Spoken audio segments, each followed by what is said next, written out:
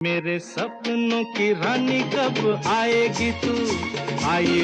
इस गाने के बाद मोहम्मद रफ़ी की नंबर 1 की पोजीशन कमज़ोर हो गई थी, लेकिन उन्होंने नंबर 1 की पोजीशन वाली सोच कभी नहीं छोड़ी और वर्षों बाद इस गाने में दिखा दिया कि वो अब भी नंबर 1 हैं।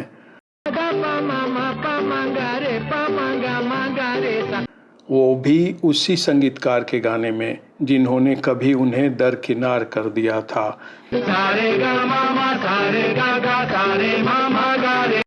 नमस्कार, इस एपिसोड में हम बात करेंगे मोहम्मद रफ़ी और उनकी नंबर 1 वाली सोच की।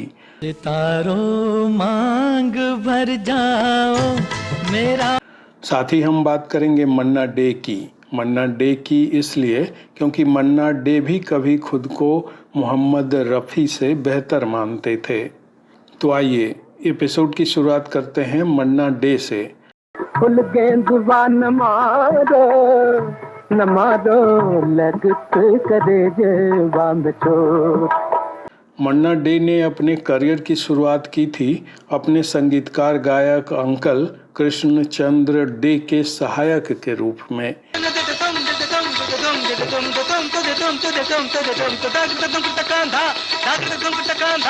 एक दिन उनके अंकल मन्ना डे को एक गाने की बारीकियां बता रहे थे।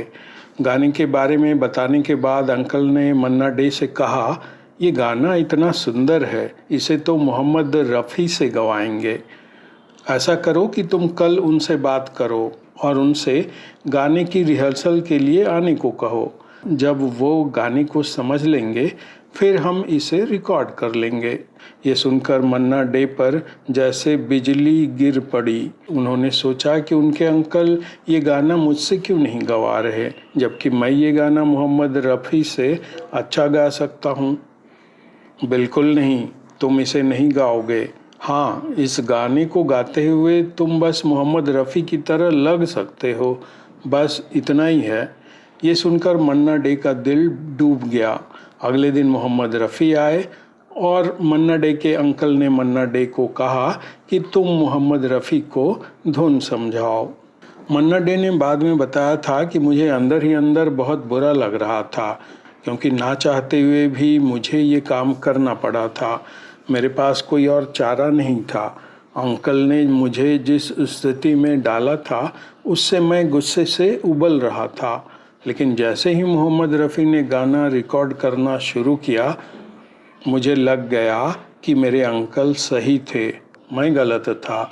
मैं उस गाने को मोहम्मद रफ़ी से बेहतर नहीं गा सकता था, कम से कम उस समय तो बिल्कुल नहीं।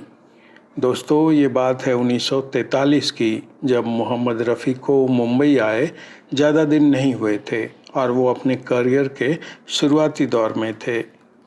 कहा जाता है कि जो कुछ मन्ना डे के साथ 1943 में हुआ, कुछ वैसा ही 1969 में मोहम्मद रफ़ी के साथ हुआ, जब आराधना से मोहम्मद रफ़ी को हटा दिया गया और उनकी जगह किशोर कुमार ने ले ली। मेरे सपनों की रानी कब आएगी तू आई रुत मस्तान। मोहम्मद रफ़ी को तब बहुत बुरा लगा था, क्योंकि तब उन्हें उनकी खास जगह से साइड लाइन कर दिया गया था। नैना कजरा रे मतवारे ये इशारे।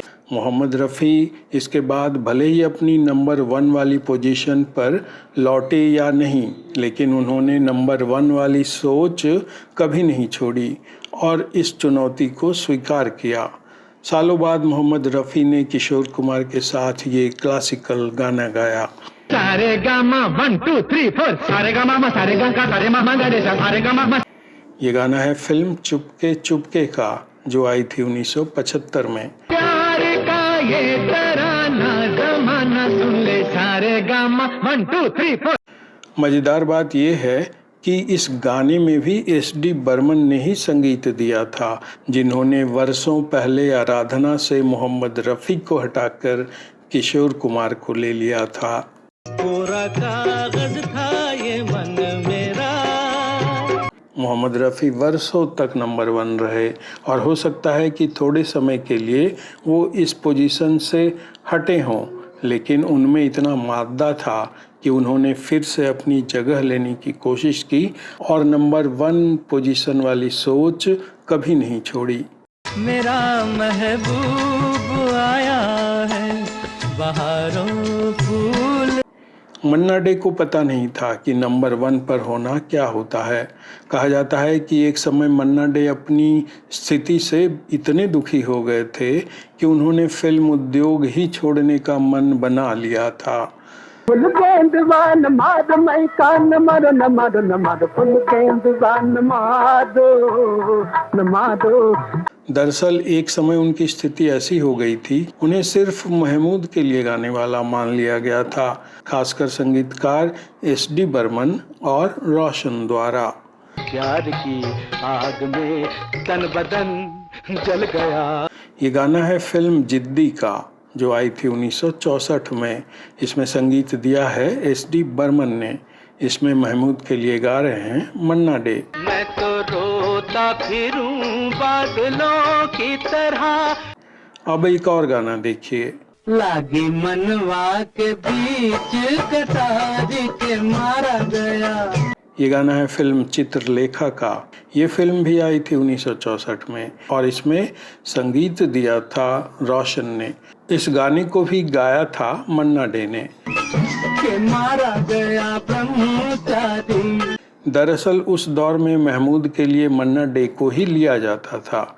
मन्ना डे इस बात से बेहद दुखी थे और फिल्मी दुनिया छोड़ने का मन बना रहे थे। कहा जाता है कि उस दौरान मन्ना डे जब सुबह सांता क्रूज में टहलने जाते तो रास्ते में उनसे उनके परिचित पूछते कि क्या अब भी उन्हें गाना गाना जारी रखना चाहिए। ये वही मन्ना डे थे जो कभी राज कपूर की आवाज़ हुआ करते थे। प्यार हुआ इकरार हुआ है, प्यार से फिर क्यों डरता है दिल। ये वही मन्ना डे थे जिन्होंने दुनिया को 1 नहीं 2 नहीं 3 नहीं बल्कि कई कालजयी गाने दिए। जाके बाबुल से नजरे मिलाऊं कैसे घर। फुल गेंदवान मारो न मारो, फुल गेंदवा दवा दवा दवा दवा दवा दवा दवा दवा। पूछो ना कैसे मैंने रैन बिताए। इस एपिसोड में आज इतना ही। अगले एपिसोड में आपसे फिर होगी मुलाकात। अगर अब तक आपने इस चैनल को सब्सक्राइब नहीं किया है तो अब ज़रूर कर लें। नमस्कार। फुल गेंदवा न मारो, लगत करे जेवा में छोड़।